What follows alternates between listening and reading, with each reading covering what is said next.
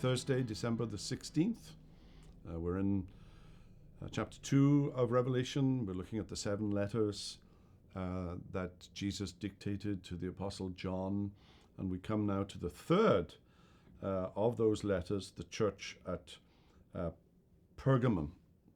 And once again, there's an allusion to an attribute or a characteristic of Jesus, one that's already been alluded to in chapter 1, and each letter begins with a different attribution. And this one is of a double-edged sword that comes out of his mouth in verse 16. There's encouragement and warning in this letter. Like Smyrna, they had an open witness to the faith they had in Christ and in the gospel. You hold fast my name, Jesus says. But with persecution, they did not deny their faith. It's a city where Satan has his throne. It was the first city in Asia Minor to build a temple for the worship of the Roman emperor.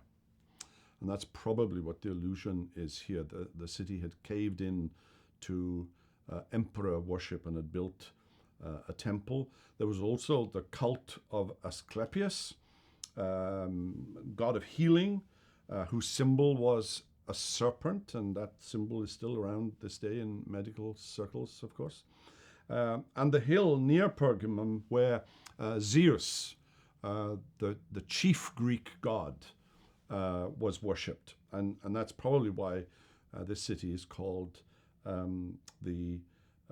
where that Satan has his throne. However, there seems to have been a toleration of certain idolatrous practices at Pergamum. And there's a comparison to Balaam, who encouraged Israel to sin, you remember, through idolatry and immorality in Numbers chapter 25.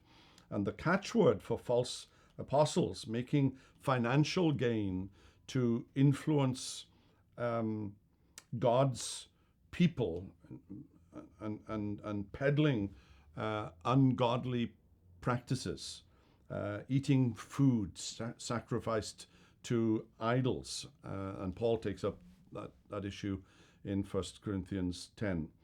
One of the members in verse 13 of the church at Pergamum was Antipas. In Nero's reign, this would be 30 years before, who was burnt alive in a brass cylinder. And that's the reference there to Antipas. And the white stone that's connected with manna in Numbers 11:7. Perhaps the link is the color white.